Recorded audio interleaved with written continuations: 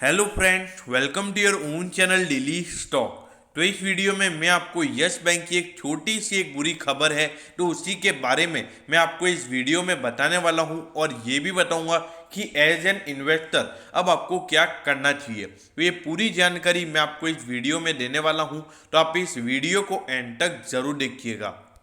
और दोस्तों, अगर आपको रोज इसी तरीके की अपडेट चाहिए तो आप प्लीज़ हमारे चैनल को जरूर सब्सक्राइब कर दीजिएगा, क्योंकि आपको रोज ये सारी अपडेट्स हमारे चैनल के ऊपर मिलने वाली है। तो चलिए शुरू करते हैं।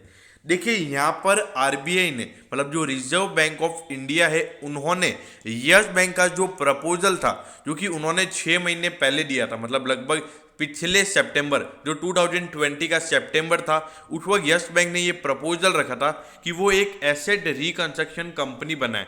मतलब एसेट रिकंस्ट्रक्शन कंपनी में क्या होगा, मतलब अभी जो इसके ग्रॉस एनपीएज है, मतलब लगभग 15 से 16% के ग्रॉस एनपीएज हैं, तो वो सारे एनपीएज इस एसेट रिकंस्ट्रक्शन कंपनीज के अंदर ट्रांसफर हो जाते।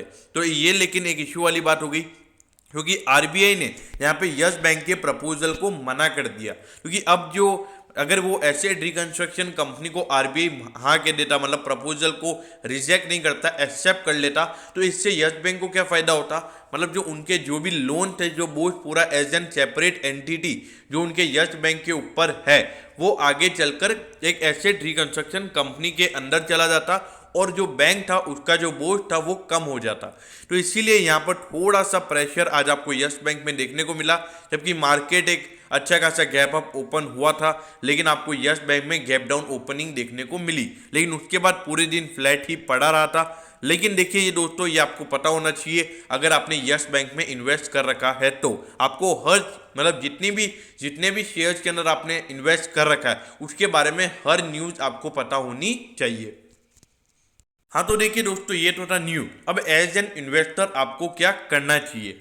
देखिए दोस्तों, सबसे पहले इसके जो एनपीएस हैं वो लगभग 15 से 16% के ग्रॉस एनपीएस हैं, और जो नेट एनपीएस है वो भी लगभग 9 से 10% के हैं। लेकिन देखिए दोस्तों, अभी इसका मार्केट कैप अगर आप देखोगे तो 39,085 करोड़ का मार्केट कैप है, जबकि शेयर का प्राइस अभी भी इतना है। अब देखिए इसका बुक वैल्यू, देखिए कंसोलिडेटेड बेसिस पर 14.65 का बुक वैल्यू है। तो देखा जाए तो प्राइस टू बुक के मुकाबले में ज़्यादा महंगा नहीं है, क्योंकि अगर इसकी जो लाइफ मतलब जो इसके एनपीएज हैं वो इतने एनपीएज के बाद भी अगर इसकी बुक वैल्यू इतनी है तो मेरे ख्याल से अच्छी बुक वैल्यू है। और इसका प्राइस टू अर्निंग रेशियो भी अच्छा है, 13.22 का। तो देखिए जितने भी प्राइवेट बैंक के उनके हिसाब से इसका प्राइस टू अर्निंग रेशियो एकदम बढ़िया है। और देखिए जो पहले इसके लोन्स और एनपीए निकल कर आए थे, उसके बाद जो बैंक का वापस से रिस्ट्रक्चर हुआ है, पूरा बैंक का जो मैनेजमेंट है वो भी चेंज हुआ है। उसके बाद से बैंक में धीरे धीरे आपको प्रॉफिटेबिलिटी बढ़ती हुई नजर आ रही है, डिपॉजिट में भी आपको ग्रोथ देखने को मिल रही है और लोन्स में भी आपको अच्छी खासी ग्रोथ देखने को मिल रही है। अब देखिए इसका बीटा नेगेटिव है, बीटा इसका 0.36 नेगेटिव है। तो इसका इंडिकेशन यही है कि शेयर के अंदर आपको एकदम नी के बराबर मोमेंटम देखने को मिलता है। अब देखिए मार्च 2020 में 16,000 करोड़ का लॉस था, लेकिन उसके बाद देखिए उसके बाद लगातार क्वार्टर ऑन क्वार्टर इसके जो रेवेन्यूज हैं उसमें भी हमने को ग्रोथ देखने को मिली है और कंपनी की प्रॉफिटेबिलिटी में भी अच्छी खासी ग्रोथ आई है। देखिए मैंने आपको यस बैंक की जितनी भी वीडियो बनाई है, मैंने आपको यही बोला है कि कम से कम 3 से 4 साल आपको इसे लेकर भूलना है। आपको 3 से 4 साल तक इसको देख के घबराना नहीं है। इससे रिलेटेड आपको बहुत सारे नेगेटिव न्यूज आएंगे, लेकिन अगर आपको इसमें अच्छा रिटर्न मिनिमम, अगर थोड़ा भी एक अच्छा रिटर्न अगर आपको इसमें कमाना है तो मेरे ख्याल से मिनिमम 3 to 4 ईयर्स आपको इसमें होल्ड रखना चाहिए। अब देखिए 15.60 के रुपीस पे ये शेयर अभी आपको ट्रेड होता हुआ नजर आ रहा है। इसकी आज की क्लोजिंग है लगभग, और देखिए कल ये लगभग 15.90 के लगभग क्लोज हुआ था, और आज मार्केट में शुरुआत में इसकी जो ओपनिंग होती है वो लगभग 15.70 पे होती है, और उसके बाद लगभग ये 15.55 से लेके 15.70 के बीच में ही घूमता रहता है। लेकिन देखिए अब एज एन इन्वेस्टर आपको क्या करना चाहिए।